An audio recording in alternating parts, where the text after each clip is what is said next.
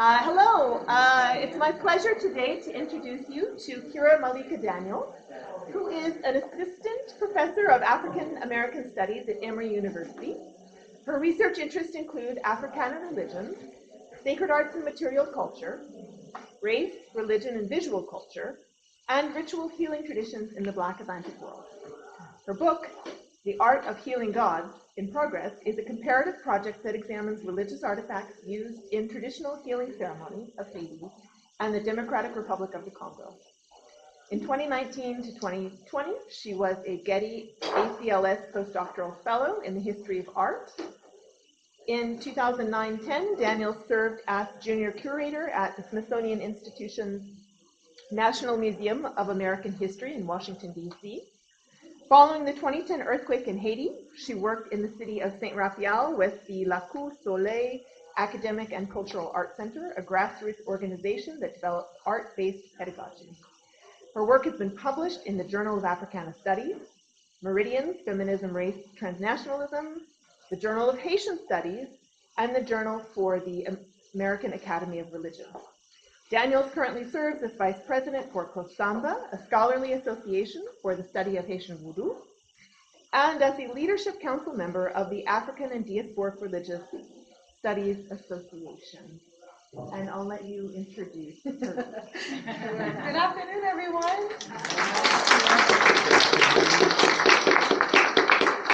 Thank you so much for joining us. Thank you so much to Dr. Catherine Smith for the invitation, and to all of the staff at the Fowler Museum. I'm originally from California. I believe this is the best coast, West Coast, and it's always a pleasure to come home. Yeah, we can clap for California.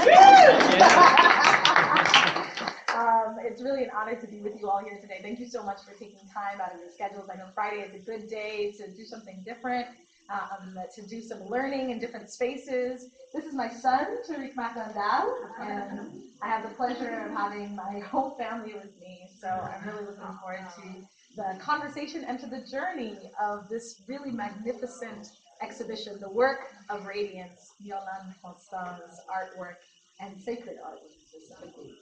I am a big fan of walking through spaces and allowing pieces to guide the conversation forward. So I do have a few pieces that I'd like to pop over to, but if there are certain works that really speak to you that you'd like to engage with and dialogue, please don't hesitate to shout something out, raise a hand, ask questions. I'll also say that in Haitian culture and in Haitian descent and African American descent and Haitian culture, you begin sessions by asking for honor and receiving respect. So you would begin and the speaker would say honneur, which means honor, and the reply is respect, which is respect. So we'll try that twice. Honneur, respect. Honneur, respect. Aïe bobo. Aïe bobo. So I think we can begin here in part because you can't understand the significance and the power of these traditions unless you understand the process of making drapeau. Drapeau, the literal translation is a flag, but in the context of Haitian Vodou, drapeau are ritual flags and ceremonial banners that serve to honor the spirits, and specifically that have meaning in the context of grounding a temple in its origins. So these flags have been made for, I mean, we could arguably say 500 years in the sense that drapeaux have origins in West African ceremonial and military banners. Patrick Polk, Dr. Polk, who is actually a curator here at the Fowler, has done some fantastic work for the past 20 years on ceremonial flags known as drapeaux. But they also have roots in European culture and heritage systems in terms of military banners. The geometric designs are sometimes influenced by different military banners of France, of England, of Scotland. And so this tradition of flag making really emerged in the 20th century as we recognize it today, with sequins and beads.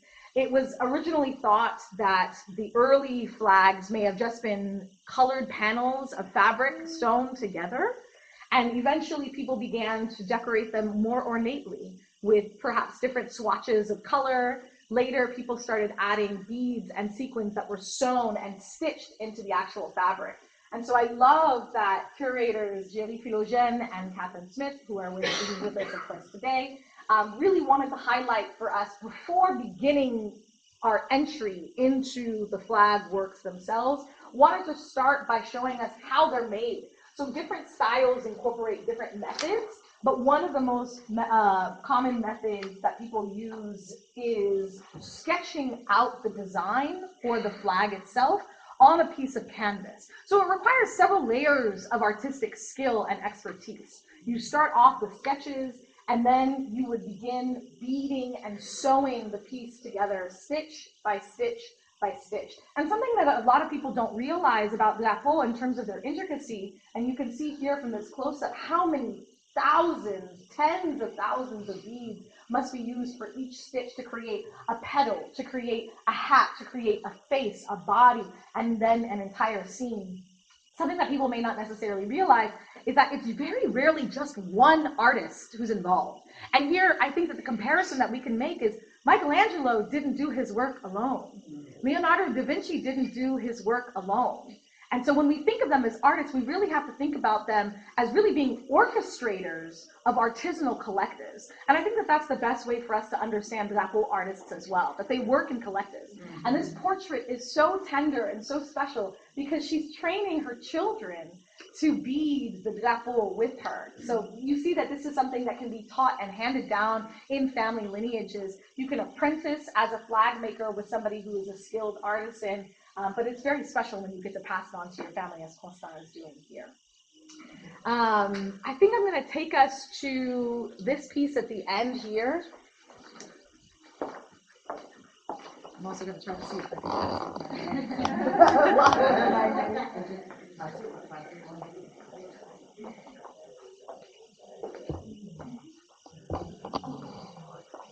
Especially cute when they're quiet, aren't they?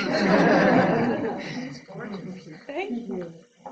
This piece is called Dambala Wedo and Aida Wedo. And I figure that this is an appropriate place for us to begin looking at some of the drapeaux of Milan Constant, in part because many of the lois, if not nearly all of them, have roots in African heritage. Now, a lot of people will refer to Haitian Vodou, a religious tradition, as a syncretic tradition. How many of you have heard that term before? Syncretism or syncretic? I'm gonna tell you right now, you can X that term out in your mind's eye. I do not subscribe to that term at all, and let me tell you why. The reason that people will refer to Haitian Vodou, Cuban Lucumi or Santeria, Brazilian Candomblé as syncretic religions is because they're trying to identify the fact that they have mixed lineages and multiple roots. Now that's true, but that's not unique to Haitian Vodou. Christianity has mixed roots. Islam has mixed roots. Judaism, Buddhism, Hinduism, all of these different traditions have mixed roots. In fact, it's quite likely that Jesus was born in August. The reason that we celebrate Jesus' birthday in December is because the winter solstice was so wildly popular among pagan or Greek indigenous communities that the Roman Empire, when it converted to Christianity, said, how can we make this more palatable? I think we should just layer his birthday onto winter solstice. And so December 25th became the date that we identified. So if we are to use the term syncretism to refer to Christianity as a syncretic tradition, no problem. But until we do, I'm not going to be using that term to refer to blended traditions because African descended traditions are African at their core with multiple lineages, just like every other religion has multiple lineages. But the reason that I think it's a wonderful point to begin here is because Dambala Wedo, Aida Wedo are two of our eldest spirits of the Haitian Vodou pantheon. And we can directly trace their lineage to the Dahomian tradition of Benin, West Africa, where Dan or Dangde was the wise elder serpent spirit linked with Aida Wedo as one entity. In Haiti, Dan Wedo became split into two different spirits, known as Dambala, sometimes Dambala Wedo, and Aida Wedo. So you have the cosmic serpent, and you have his wife, the cosmic rainbow serpent. They're often depicted with natural fauna and flora, sometimes with eggs symbolizing the creation or the birth of life. And you'll see them intertwined often as serpents I think that there's a lot of ways that people fear serpents in iconography, specifically religious iconography, because of the Bible, right? So when we encounter the serpent in the Bible, we encounter the serpent as an evil force, right? The one who tempted Eve into eating the apple. But the reality is that in a number of world traditions, including many Native American traditions, including many East Asian traditions, and West African and Central African traditions, the python represents renewal and rebirth. And that's why it plays such a central role in opening the world. So these two figures here, a married couple, are dancing, if you will, in the serpentine entwined fashion around a cosmic drum, a sacred drum known as a drum flute.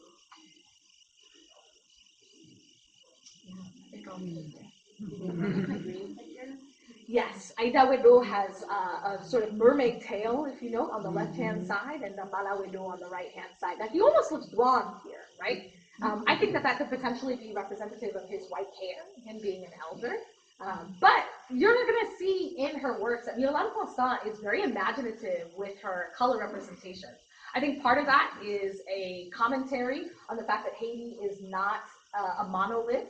People come in different colors and different shades. Though Haiti is an African nation and it has African descended people as its base and its foundation, we do come in multiple colors. But there's some playfulness as well. You'll see some green entities, some gray entities, and so, yeah. All right, and I really want to pay homage to Yolande Constant here. This is the artist statement that curators Kathy and Julie included. I just think that it's a beautiful portrait of hers, and I think it's a wonderful way for us to enter into the larger exhibition. I've had a good career alongside my team of workers and supporters. In my society, it is not easy for a woman to have a dream and realize it. Society has roles for men and women. Women are supposed to stay in the house and take care of the household. But my husband, like many men in Haiti, has not worked in a long time. So I play both roles. I support my household, and they support me in my creativity. To realize my dream requires a lot of patience and time, and women don't often get the time to be creative.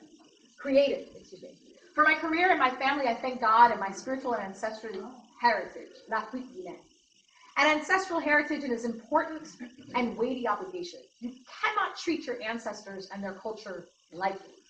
God created us. God is the great architect, and we have the creator in us. I don't always know where my inspiration comes from, but it comes naturally. I was born into this culture, raised in it. Things I create are already in my mind. When I make a flag, I sit and reflect. Songs for the Roi, ancestral spirits, may come to me. Every piece I make is one of a kind. You cannot make two of the same flag because the Roi contain multitudes. You can have several dentelles, but each one is different. There are things we cannot know.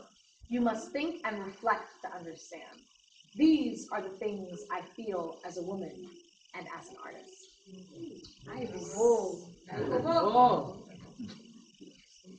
Question? Yeah. What does Guinée mean? Oh, wonderful question.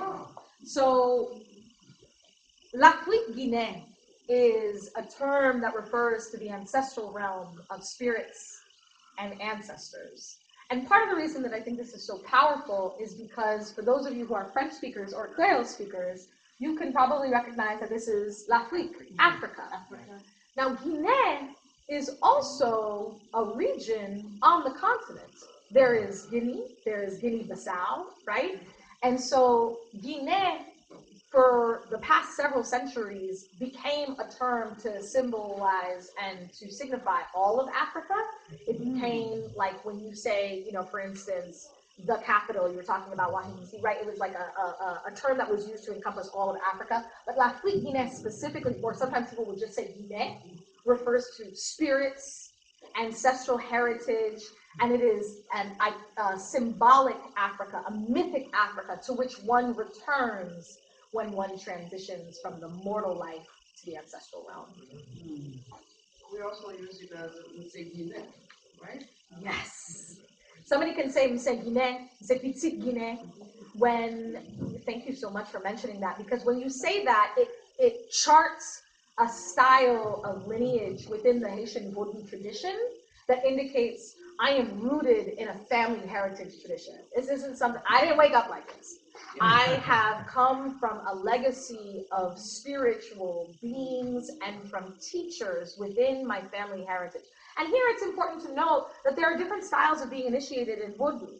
So, you know, the style that most people are familiar with in the South and in the Central region, and particularly in the capital, is the Asogwe lineage, where you do a formal initiation. You are, you know, trained and instructed and become adopted in a spiritual family. But in other lineages, known as sometimes Guinea, you don't have to do a formal initiation because it's just what your family has done for decades or for hundreds of years. And so there's formal teaching, there's formal training in the family context. So whether you're in a spiritually adopted family or whether you're in a biological family, when you say Guinée or Petit Guinée, it charts your lineage as coming from a family of worshipers. So with that, let us continue.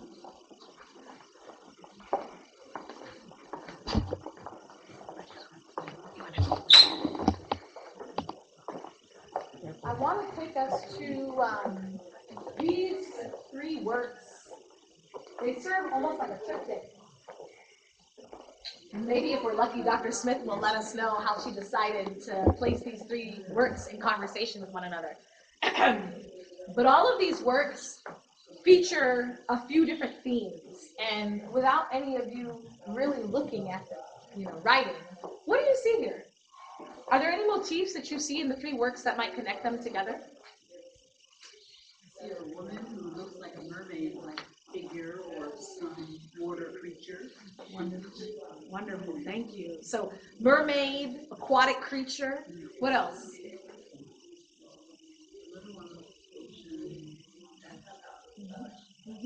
So not just an aquatic creature, but coming from the ocean specifically.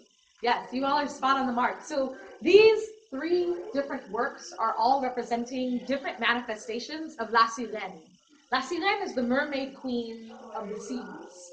But it should be noted here that aquatic beings are fluid by nature, pun intended. Meaning that mermaids in Haitian culture do not only have an association with the sea, but also with fresh ponds and rivers, specifically with waterfalls. Really, where any body of water can be found, La Sirène can present herself to devotees and to others. I think that one of the things that's so powerful about La Sirène is she's associated, in the Yoruba context, she would be known perhaps as Yemaya, in the sense that she is of the sea. But she doesn't have the same motherly qualities that Yemaya has. That's Réal Dantor.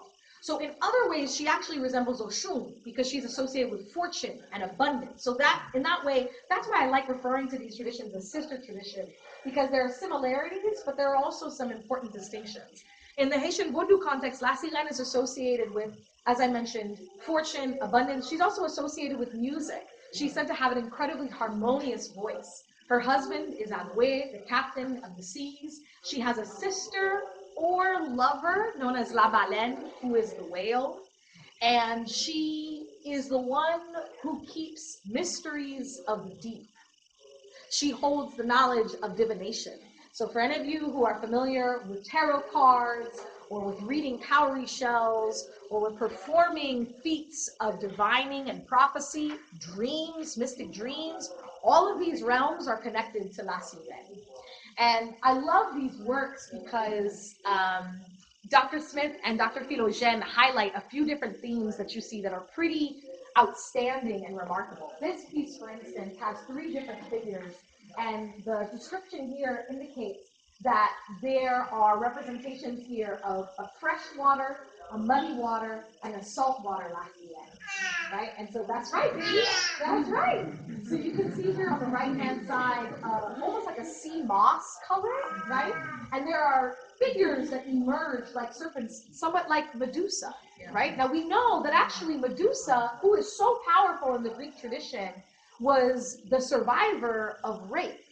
Right? And so she has become an icon of women who have survived and people who have survived sexual assault and who have survived rape. And so the narrative of Medusa being this scary or frightening woman, she is deeply scarred, right? She is deeply scarred, and she has transformed that into a power that she wields. So I think that this is a really powerful representation that feels somewhat Medusa-like.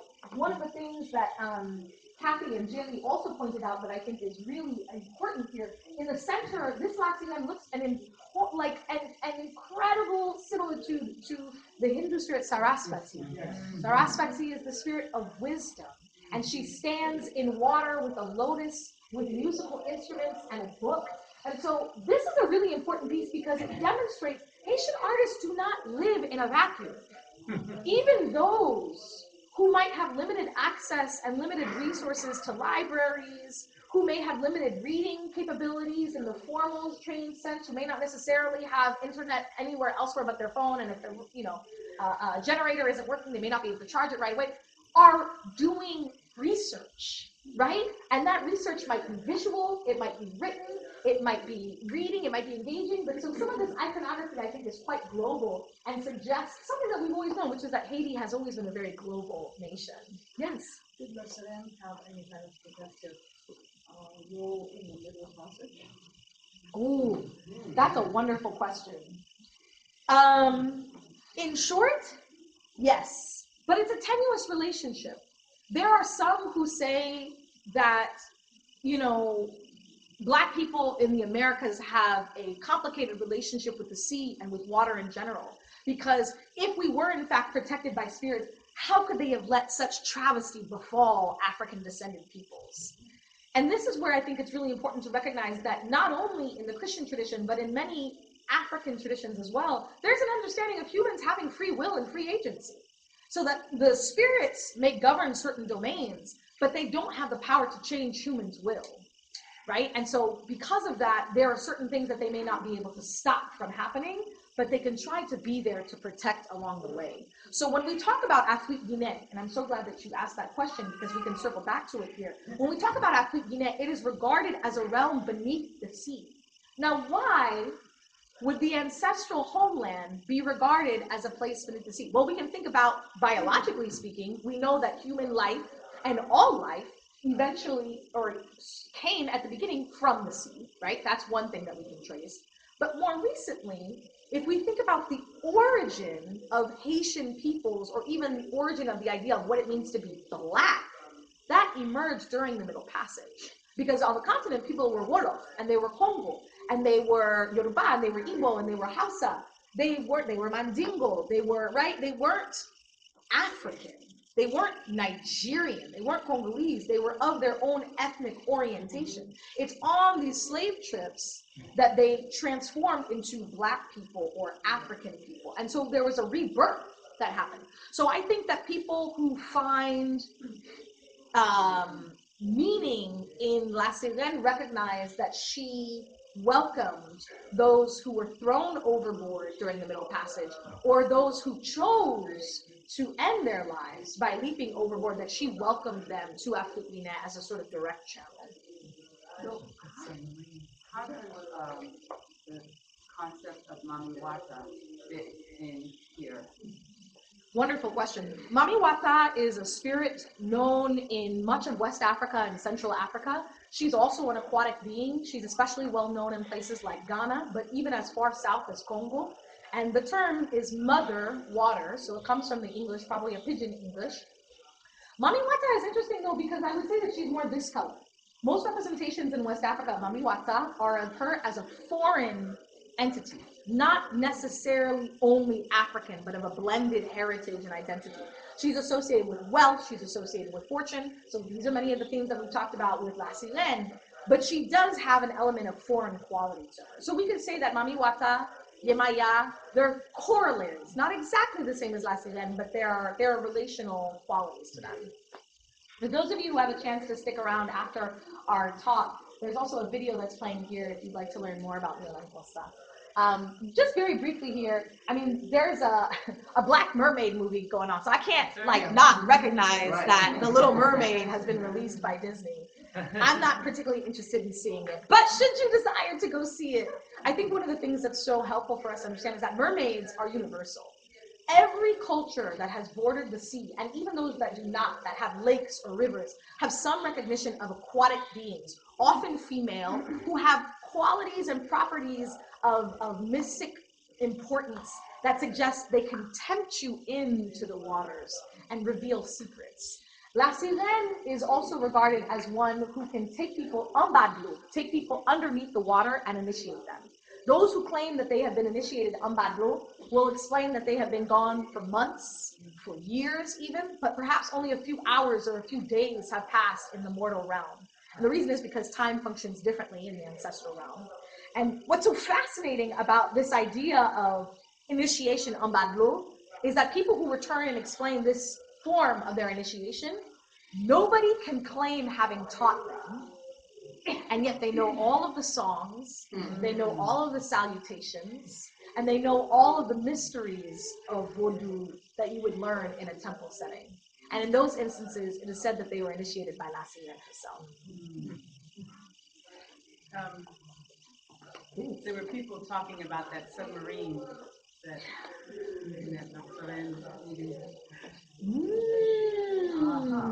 Right. Well, that's a much, in some ways, a more generous way of putting it than y'all got too much money. I mean, we don't laugh at debt, but you know, I mean, they wanted to go see the Titanic and they became the Titanic, right? It's called it. But there are these stories of people being called to the sea, and if you have a close connection, if you're a water sign, or if you have a close connection with La Sirène or Agwe, sometimes they'll say, go to the sea, enjoy it, but be wary, be careful, so that you are not captured beneath. And I just want to point out a few more qualities specifically about Constance's work here that are so magnificent. So you see there's a small chair here. These are known as tichets. They're made in wood and in raffia, and mambo, priestesses, as well as market vendors will sit on them. So it's where you would conduct divination, a small chair. But in the context of ceremony, these small wooden chairs become the boat that Agwe uses to navigate the seas. And so they play this secular role, they play this sacred role. You can see the incredibly detailed structure of fish scales on these mermaids. And here in the figure, we have a figure that kind of looks like Ursula, right? With this octopus tentacles swirling out from beneath her, almost like a ceremonial robe. I think that this is a scene also of an offering to La Sirène. So you can see here in this space, there's cakes, there's fruit, there's champagne. All of these are offerings. So in a ceremony known as Bakagwe, you would make a boat of offerings that is sent out into the sea as a way of honoring the spirits. And on the side, you see some of the implements that are associated with the mermaid spirits, including mirrors which are used not only for reflection, but introspection, and musical instruments, as well as fish. And the last thing is, Yolande Constant is such a visionary in that she's not satisfied to have a piece that has multiple textures in 2 dimensions. She wants also things to emerge from. And so you'll see that there are these beads with pearls at the end of each string. And this to me suggests initiation beads. I don't think that people recognize only one color like this. In Haitian Vodou, traditionally when you are initiated, you have multicolored beads. But to me, it is reminiscent of the types of beads that you would have with initiation, recalling once again this idea of being initiated underwater. So would she be coming up with the idea solely for, say, a piece like this, or is she consulting with her team, since it is a team that is putting this together? That's a good question, and maybe we can pose that to Dr. Smith. I mean, she takes credit for composing all of the images and overseeing the color application, quality of material, quality of workmanship. So, you know, in that sense, I think that she is the artist, the visionary. She claims authorship of all aspects. Thank you all so much. Yeah, I love this interaction.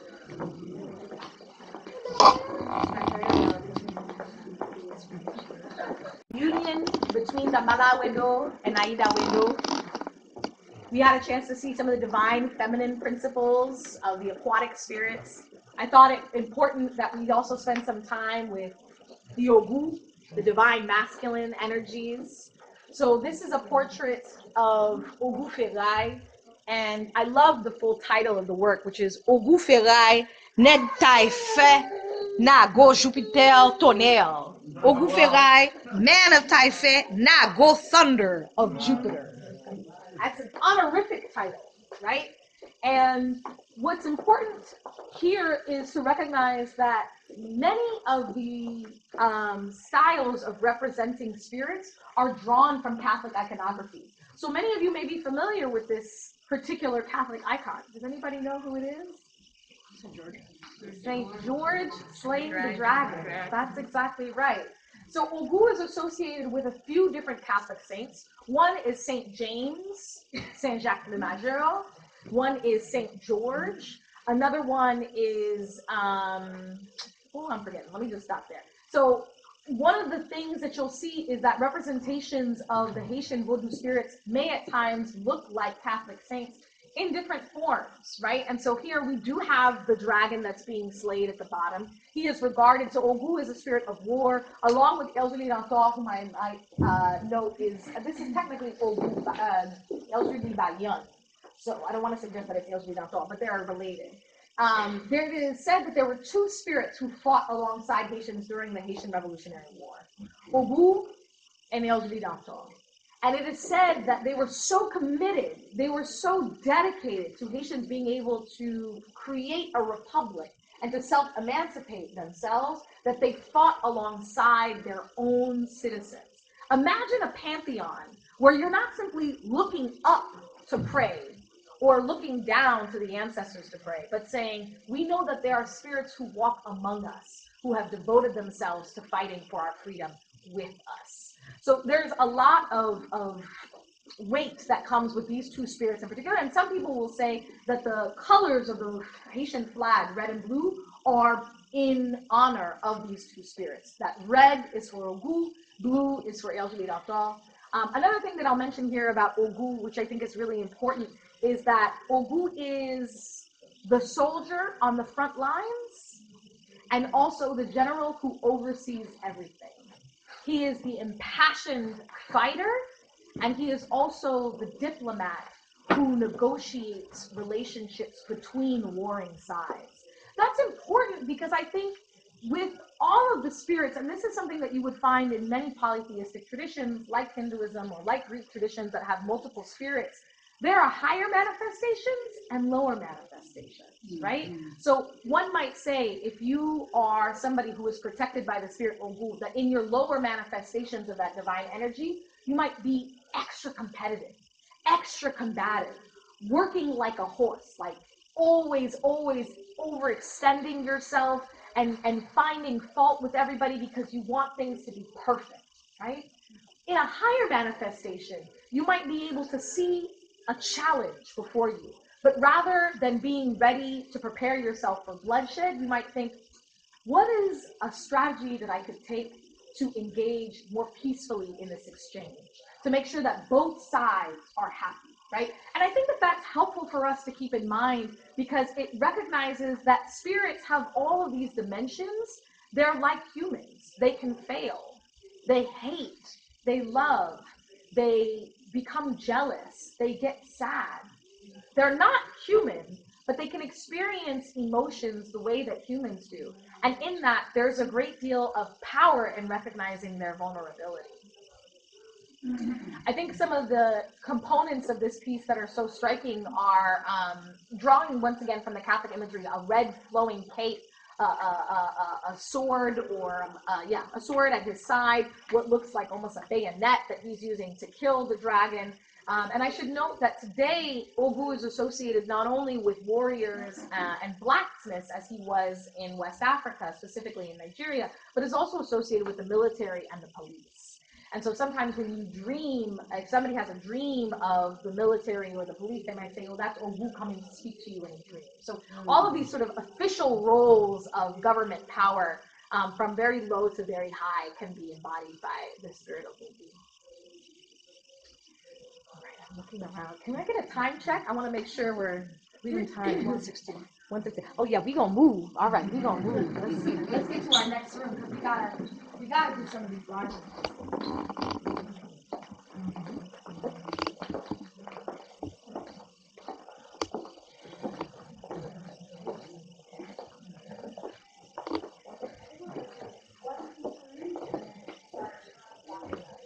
Very quickly.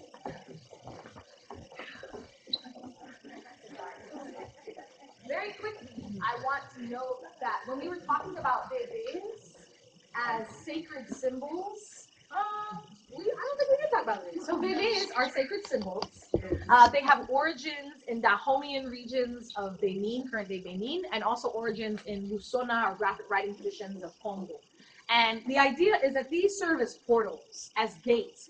Each bébé is a symbol of a particular spirit. And each spirit might have 10, 15, 20, 50 different varieties. But there are going to be persistent themes in different bébés for one spirit. As an example, this is a bébé for the spirit Kafou. Kafou is the spirit of the crossroads.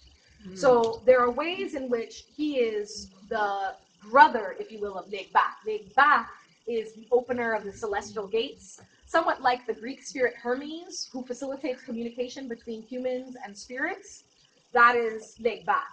His brother, or his cousin, or his other side is Kafou, which is a hotter form of Legba, who facilitates movement, transition, change at the crossroads. And so this is a bébé in honor of Kafou, and the reason that I want to point this out is because this is a very typical style of Drapeau, but even here, in a more traditional form of Drapeau, Kosa has taken tremendous liberties. When you look closely, you'll see that these sequins are not just done in a fashion, one overlaid in the other in the same fashion. She's rather created concentric circles that make it seem almost as if there are ripple effects happening. And for somebody who is the spirit of the crossroads, it almost feels like these are ripples and changes happening in the universe, right? And these are like cosmic moments of possibility. And you can see many of the bébés, not all, but many of bébés are symmetrical, not perfectly though, because there's a rhythm in the symmetry. They're not exactly mirror opposite. So you can see here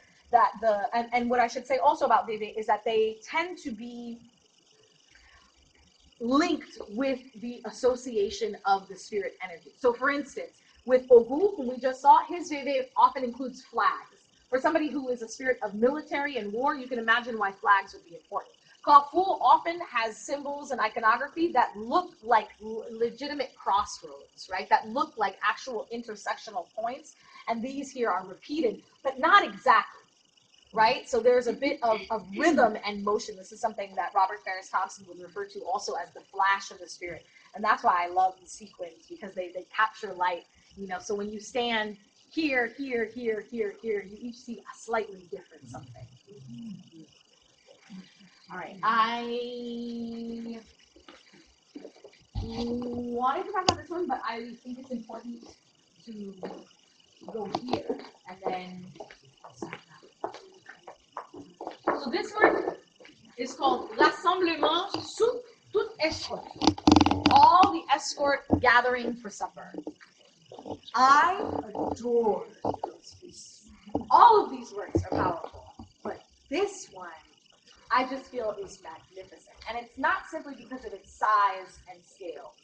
Rather, it's because of its representation of multiplicity. So, you know, in Christianity, and specifically, I should say in Catholicism, there is an understanding of the Trinity being the central pillar, if you will, of the cosmology. You have God, you have Jesus, you have the Holy Spirit, right? In Haitian Vodou and in many other West African and Central African traditions, you have God as the grand architect of the universe, in the words of prayer and in the words of Yolande Constant herself. Then you have Rua, you have spirits who animate the world. You have ancestors, you have animals, you have trees, all of whom are regarded as sentient beings, and you have humans who are not at the center of all, but who can communicate between realms and between dimensions. Often in Haitian Vodou, it is said that there are 101 spirits. Some people will say 401 spirits, but it's really helpful when they say 401 plus. What the plus means is ad infinitum, that spirits can always be revealed to humans. And so one is not bound to a set pantheon that is not going to expand. Spirits can reveal themselves to people in dreams, in ceremony, in the natural world. And so that one, and especially that plus at the end, really represents that more spirits can always reveal themselves. What I love about this portrait, Rassemblement Tout Escortio, is that it is a representation of all of the spirits gathering together to share a meal. This is like a large Thanksgiving, right? Of coming together. Well, really, we shouldn't say Thanksgiving because Thanksgiving is horrifically colonized as an experience. But I want to know that it is a gathering, a shared meal, it is a shared experience, it is a celebration of the diversity of spirits. And here, this is, I think, a prime example of how many colors she used to represent spirits, right? So some are gray, some are kind of tan, some are kind of peach, some are brown, some are mahogany. She uses different beadwork to highlight the individual character of these spirits. Some of them we can very easily identify. So for instance, on this side, you see Kuzezaka, who is a spirit of agriculture and the harvest. He is associated with coffee. He wears blue jeans because he's a hard worker. He tills the fields, he tills the land. He wears a straw hat because he's out in the sun, right? And then we also see this figure who's wearing red and black with a cane. That's quite likely Kafu. So we saw the Veve for Kafu over here. This is a representation of Kafu in human-like form, an anthropomorphic form.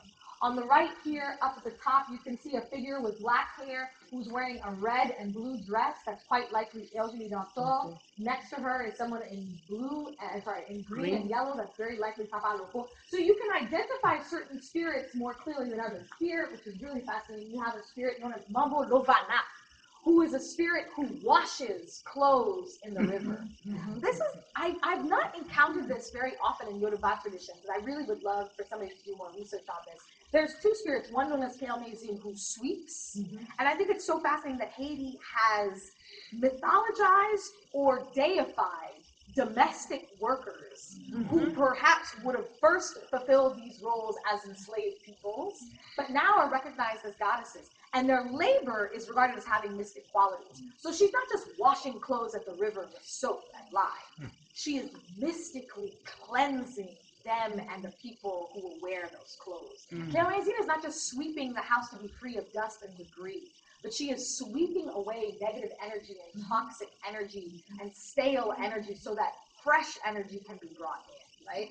But there are other spirits whom I would have a harder time identifying. And I don't know, for instance, if these are spirits whom she feels are lesser known, who are perhaps unique to her own family lineage. There are some spirits that are family spirits that may not be well known all over the country, or that may be regional, that may be particular to places like Jérémy, or places like Cap-Haïtien, right? And so that, I think, is a really remarkable component of this work, featuring spirits who many will be able to recognize, as well as those who may be a bit harder to recognize. And I'll mention that I think that the figure in the very center is Bon Dieu. I think that that's her representation of God, who, as you can see here, is black. Yes, indeed. Given that there is still an emphasis on the law and their complex change in human life, what is their relationship with Bon Dieu? I mean, it seems like Bon Dieu is such an opposition from Christianity and other monolithic traditions within a very lively and much more dynamic campus. It's a wonderful question, and there are some scholars who suggest that, in fact, the grand architect of the universe, that this great God, the creator, is an imposition from Western religions. But others say no, that, you know, if you go into colonial records and archives, as well as oral history, which we have to take seriously along with written word, that people can trace cosmological structures on the continent of great gods, of creators who didn't play an active role in necessarily the everyday life, but who set the universe in motion.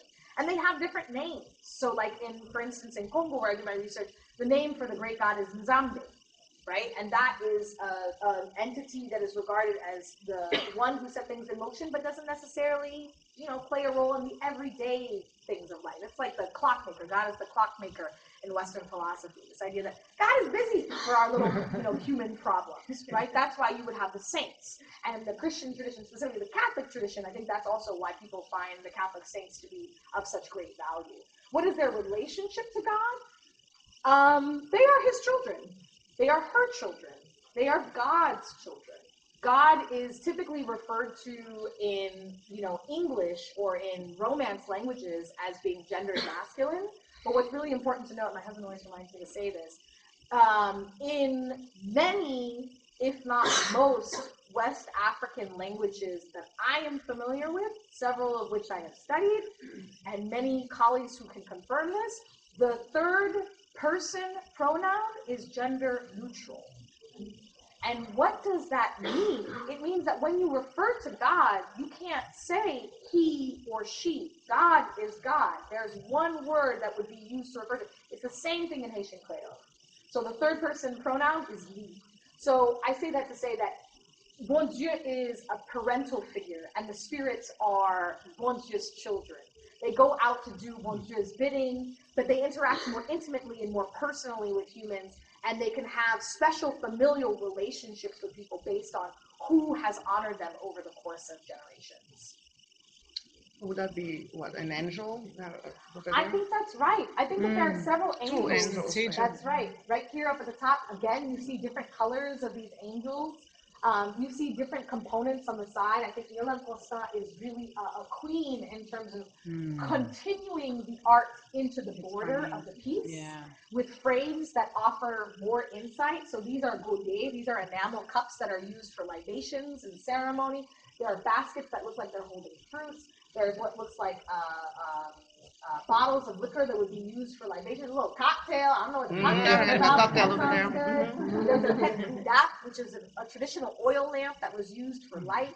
So I think she's really quite a master at continuing the work into the border. And I don't know, maybe there's something about that that's ad infinitum as well. I mean, even the draping beads themselves. I mean, what you should know is for drapeau, like this size at the back, the carpool, which is the more typical size for drapeau, maybe a big one would be like this size over here.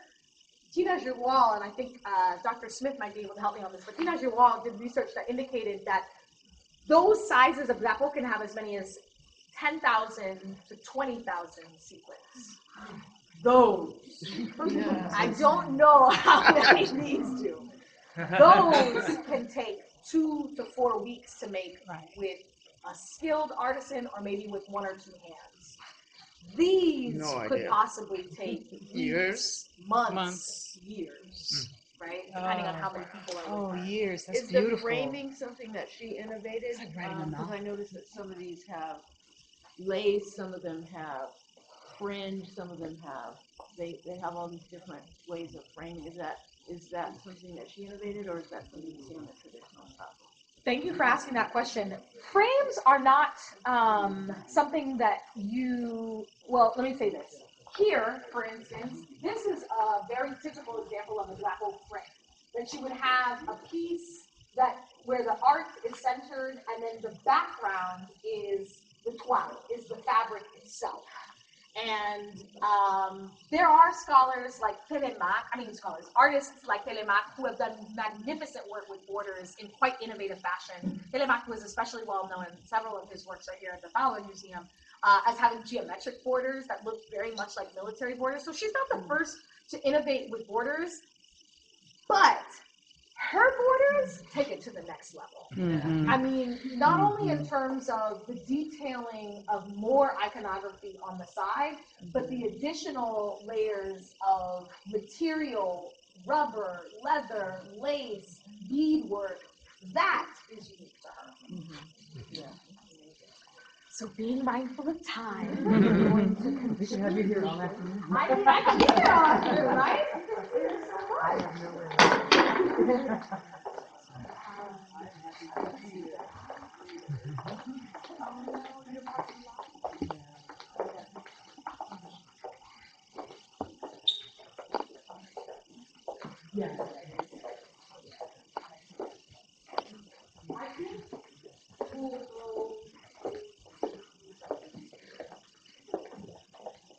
I'm going to do these 3 as our last pieces. So I think a beautiful thing about Big Nation is that you have a flag day that's just as important as Independence Day.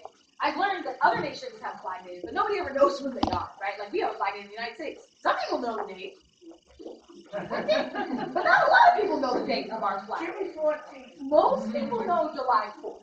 That's what most people know, right? In Haiti, 18 May is a big deal. Our Independence Day is January 1st. okay? But our narrative of the flag is that the niece of General Jean-Jacques Dessalines, who eventually would become the Emperor of Haiti once it was proclaimed as an independent nation and as a republic, that his niece sewed together the flag. Now, the myth and the story of the flag is that Haitians took the French flag, ripped out the white to represent the throwing off of the yoke of slavery, and that Kathleen Florent sewed back together the red and the blue. And remember, I mentioned earlier that some people will argue that the red and blue is symbolic of Elturi Kreda and Elturi Dato. So that's our sort of matriarch of the nation in that regard. Now, this piece I love. It's called Haitian Longe Main by Maman. Haitians led a hand to your mother. It is not a declarative statement, but it's a calling of action. So this is a representation of the Haitian flag in anthropomorphized form. If you were to look at a picture of the Haitian flag, you'll see that this is the coat of arms that's pictured in the center with a large palm tree emitting from the center. Some people will say that that palm tree represents Aiza, who is the spirit of initiation. Her husband is Papa Lupo. Aiza is the spirit of initiation, the one who takes you into the inner temple. Not all people would agree with that. Protestants definitely would not agree with that. But the palm tree is a central component of the Haitian flag. And so this is a representation of the Haitian flag anthropomorphized. And I think that there's a really remarkable way in which nations are often feminized. Right? We often think about like the representation of certain countries as like mother so-and-so. And we refer to our nation as, you know, oh, this is the land of her sweet waters, things like that. And I think that that can be powerful in recognizing the importance of women in society. I think it also can be problematic when we consider the sort of violence that takes place against nations. And between nations, but I just want to read a portion of this that I think is quite meaningful. KOSANBA has been told that the woman looks like her, and she happily accepts the idea that this could unwittingly be a self-torture. The words Haitians lend a hand to your mother recall the refrain from a song for the Loa, Gun Aluba. Gun Aluba longe meon by Pitiblayo. Grandmother Aluba, lend a hand to your children. Though here, KOSANBA is asking Haitians to help their mother. She depicts Aluba in other works and has gone so far as to take her name as a moniker. Gun Aluba is also said to be a loi served by Jean-Jacques Dessalines, the first leader of independent Haiti, under whom the flag was created. I think we'll end with this piece. It's only fitting. So for those of you who are interested in learning more about this piece, stay tuned. The Fowler has a really exciting set of programming around this particular flag. This particular work is going to be part of the Vital Matters series, and it's also going to become an educational tool that you can click on, you can zoom in on. It's going to exist in 3D format, so you can spin it, turn it on your devices, and you'll be able to hear the voice of curators, Dr. Kathy Smith, Dr. Jerry Philogène, many other scholars, Dr. Gina Azminaris, and myself, narrating and discussing the different components of the flag from a visual perspective, and also talking about the artist MYRLANDE in context and various perspectives. So stay tuned if you want to learn more about this flag. This work is called Haïti, and you can see it at the top here. Haïti, Mardi 12 Janvier 2010. Haiti, Tuesday, January 12, 2010. This flag is dedicated to the survivors and to those who lost their life during the earthquake. Now, I think that this flag has new meaning as Haiti experienced a second 7.0 magnitude earthquake in 2021. And the reason that religion matters in having a conversation about Haitian earthquakes is because in 2010, televangelist Pat Robertson got on TV, and with his whole chest, he said that the reason that Haiti has experienced these earthquakes and these devastating atrocities, historically speaking, is because Haitians made a pact with the devil in 1791. What was he referring to? What was he thinking, is what we can say. But what was he referring to? He was referring to the fact that in 1791, on August 14th, Haitians banded together from across the nation, enslaved as quote-unquote property, those who were Maroons, who belonged to free autonomous societies in the mountains, as well as some affranchis, free people of color, who realized that this lie of meritocracy was just that, a lie, and that they would always be too black, even as free people of color, to be French and to be landowners and property owners. So these people, enslaved Africans and African descendants, Maroon freed peoples, and affranchis banded together in a site known as Wakaima, and banded together, committed themselves to the spirits to fight for their freedom until death. During that time, a ceremony took place, a pact was made with the spirits. Figures such as Dati Boukman and Cécile Fatima were prime leaders, religious orchestrators. And so when we say you have to understand Haiti through the lens of religion in addition to its geopolitical history, this is what we mean. We have to unlearn this nonsense and these damaging narratives that Haiti is being cursed. You know why Haiti experienced earthquakes? Because it's on top of seismic plates, right? I mean, because we can look at the structure of the nation in comparison to other nations in the Caribbean and explain it's between two tectonic plates, right? But if we want to talk about the political ramifications, Haiti has been paying for its freedom for 200 plus years. So this work has so many different layers. I'm going to point out, as somebody had noted earlier, the intricacy of the border with multiple layers of fringe. I want to point out that there are three colors at the top here: purple, white, and black. Those are the colors of the Guédé spirits. The Guédé spirits are spirits of life, death, and sexuality. They are truly the Alpha and Omega, those who bring people into the world through rebirth, those who allow the spirits or people to become spirits as they enter the ancestral realm. And I think that in the fashion that she's done so, hanging these pieces from the top, it looks like a funerary casket, right? And so she's created a mausoleum in this drapeau, in this sacred flag. I also want to point out that she's included several different Guédé figures here. Blonde Brigitte in the purple dress, who has a hat and sunglasses. The sunglasses often have one lens popped out by the Guédé spirits as a way of indicating that they have vision to see in the ancestral realm as well as vision to see in the mortal realm, right? So you'll often see Guédé spirits with sunglasses. You have a skeletal figure who's another Guédé, Baron Samedi, who is Blonde Brigitte's husband, who is the Lord of the Dead. She is the Queen of the Dead. And here I want to point out that these skeletal figures associated with the dead are not unique to Haitian Vodou. In the Mexican tradition, we have Dia de los Muertos, right? Have you seen Coco? You have not seen Coco. Go see Coco. I don't think that there are too many better children's films to introduce them to discussions of how to care for and tend to your ancestors. And I really think that there are some wonderful things. That's why I get so mad about Princess and the Frog. I'm like, you could do Dia de los Muertos, but you can't do Princess and the Frog. But those are several figures I want to point out. I also want to point out that on the border, you'll see skeletal figures, skull and bones on the outside that are again for Guédé, spirits of life, death, and sexuality, of death. And so I think that this is yet again a way of her talking about, but butterflies go through metamorphosis, right? They go through transformation. So I think that this is once again a way of her saying that even in this devastating scene of carnage, you see that people have had their limbs severed. People are carrying the dead in wheelbarrows to mass graves. The part of the devastation was not simply physical in the Haitian earthquake, but the fact that people couldn't find their loved ones to bury them.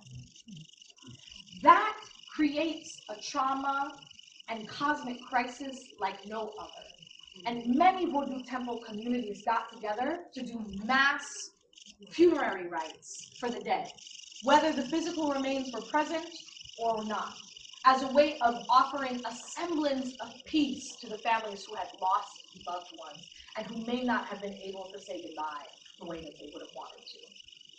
The last thing I'm going to point out about this piece, which I think is an important space for us to end on, is that there's a secret text included for us up here. They look like tablets. They look like the Ten Commandments. So what does it say? Garde la peine. Nous pas qu'à contrôler combien milliers de cadavres, corps, monde qui disparaît. Mouvement séisme, mardi 12 janvier 2010 à 4h53 minutes. Ça, c'était un gros moment terrible pour eux. Look at this horror. Look at this pain. We can't even begin to count the hundreds, the thousands. There were 300,000 people who were killed. We cannot begin to count the thousands of bodies that disappeared in this seismic earthquake on Tuesday, January 12, 2010 at 4:53. This was a terrible moment for humanity. And there are weeping angels here at the top and a weeping eye. This is not only a nod to the Masonic imagery that plays an important role in many Vodou temples and communities, but also to the fact that the spirits wept alongside humans with the devastation of the earthquake. And so I think that this piece is requiring people to face the carnage. It serves as an archive. It serves as a funerary rite. It serves as a ritual. It serves as a ritual. And I don't think that it is fair to limit Haiti to narratives of natural disaster or to limit Haiti to discussions of just religion or just politics. But there's so much in MYRLANDE Constant's work that requires deeper attention and deeper looking. And I think for anybody who's interested in learning more, her flags can teach us so much. So with hopes of being respectful of time, I'm going to conclude here. I want to offer my thanks again warmly to all the staff members at the UCLA Fowler who have welcomed me so warmly, so generously, especially Dr. Catherine Smith. Thank you for your warm welcome. Are there any final questions before we conclude? I'm just curious, are any of the works hanging elsewhere and where? No? All of the works of this exhibition are here. No, none of her works are elsewhere. No, some of MYRLANDE Constant's works are elsewhere in the United States, but in terms of this exhibition, all of the pieces These are out pieces here are on here. display. Yes. Thank you. You mentioned before about life, death, and sex being all connected. Why is that? Why is that like in the religion, or is it in the, what is it about that is connecting all that? That's the truth, right? That's the truth. So the Haitian spirits are about life, death, and rebirth. I mean, there are so many, when we talk about the serpent, right? A serpent sheds its skin and in a sense is reborn. I think that many African philosophies, and this is something that a lot of people don't know, and I wish more of us did know it, Hinduism and Buddhism are not the only religious traditions that believe in reincarnation. The understanding is that there are many traditions in the world, and African traditions are prime among them, that recognize and understand that people can return, that souls can return. So for instance, in the Yoruba tradition in Nigeria, when you have a patriarch who has transitioned and a son who is born shortly after, the child will be named Babatunde, the father who has returned. If it is a matriarch who has transitioned and a daughter is born, she will be named Yetunde, the mother who has returned. Right? And so this idea of life and death going together is rooted in Vodou truths. The reality is that you can't think about a flower as being dead forever when its blossom wilts. Right? Spring will come again. That's why those who tend to the earth, who create and produce our food, have to be given highest respect. Right? Because you're working with the vulnerability of the elements. You recognize that you can lose an entire crop with a rainy season or with a drought, as we know very well here in California, right? But you plant more seeds with the hope that things will always come back. And you continue tilling the land, you continue working the land with the hopes that something will come back, right? I really love these movements of trying to do green funerals. You know, it's like all these toxic chemicals that they pump into bodies and put into caskets and bury in the earth. It's like causing so much devastation. To say nothing of the cost. To bury your dead costs so much money. And so I love these green movements of like burying your loved one in a shroud, which some communities have been doing for hundreds of years. Right? I love the traditions of, if not thousands, I love the traditions of planting a tree where somebody has transitioned so that their body can help the tree to grow. Right? All of that is recognizing this same principle that life and death must be placed in conversation with rebirth.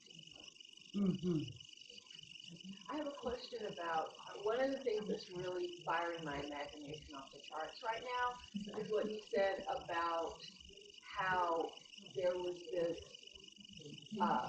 recognition of the spirit, but yet that they don't control, which I think is a difficult concept for probably, well, I don't know, a lot, I would imagine a lot of other cultures to grasp.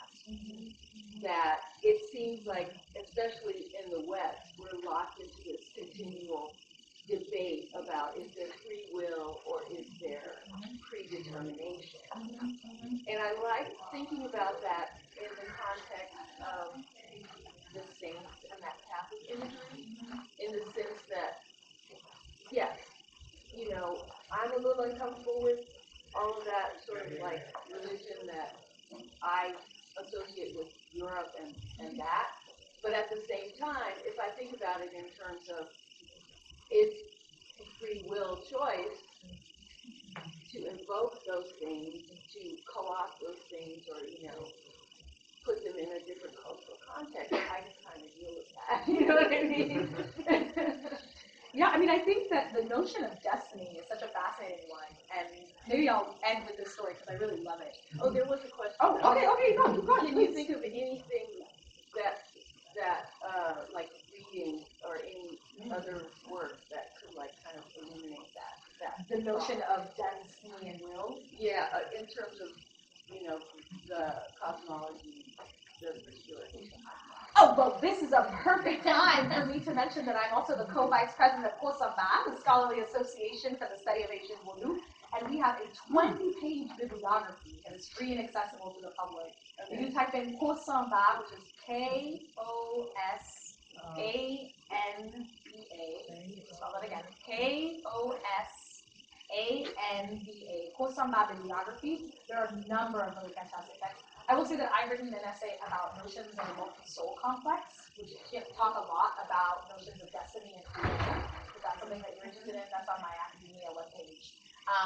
Let me say that I think, you know, yes, that is one of the sort of central tensions in Christian understanding and philosophy, right? It's like, well, how can we talk about theodicy, right? How can evil exist in the world if God really is the ultimate good?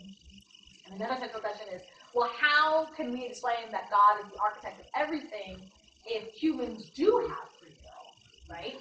And I think in a lot of West and Central African cosmologies, your destiny is malleable. It's not fixed. So you choose a destiny. So let me give this example, and I'll close here. In Yoruba traditions in Nigeria, the understanding is that you choose your family, you choose your life path, you choose your career, all before being born. And it goes like this. In the ancestral realm, in Oru, in heaven, in the realm where the spirits reside, a new spirit that is being called for, or a returned spirit that is being called for to be born, goes to see Ajala the pot maker. Ajala is a ceramic artist who has hundreds of thousands of millions of billions of different ceramic pots. And you go and you get to look at the pots on the outside, but you can't open them. No. Each one represents a different ori. Each one represents a different destiny. And so this new spirit, or this returned spirit, is to select a pot that they will have for the rest of their lives. Here's my favorite part. But on the way to being born, they forget what destiny it is they have chosen.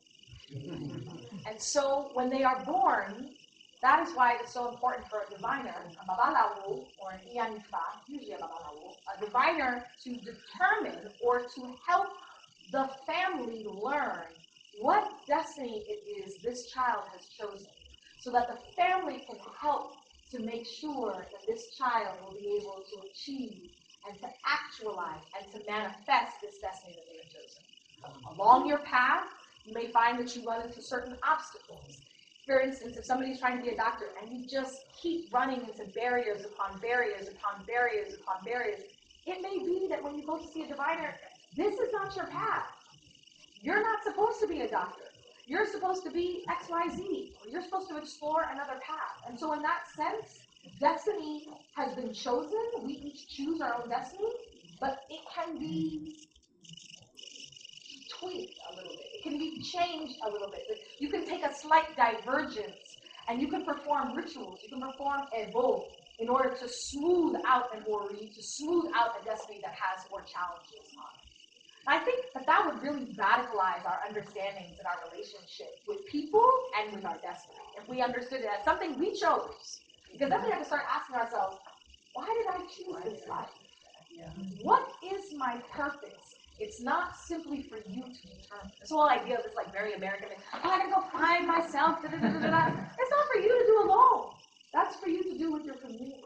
That's for you to do with your family. It's for your community to help you and for each of us to help other people determine what is their path. You say that you don't know what's in the path you chose, so you choose but you don't know what you can see on the outside. It may have a pretty ceramic glaze, it may be green, it may have these decorations, but you don't know what it's inside. So you're not choosing per se.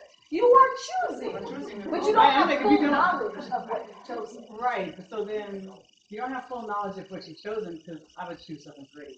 So Right. I'm going to choose a pretty pot. Inside, But right? then you get it, then you get here, you're like, Like, what oh, is this? I don't want it. This is what I chose. I don't like, oh, that's kind of, But a that's bait and why switch. you have ritual, right? And that's Okay. why you go to see diviners to say, I chose a pot, I chose a destiny that has all these obstacles.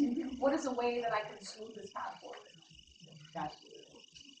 I want to say thank you all so much. Give you. yourself a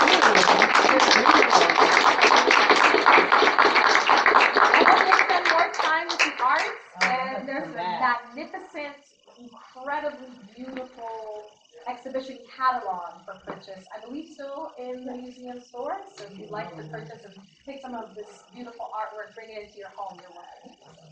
Thank you all so much.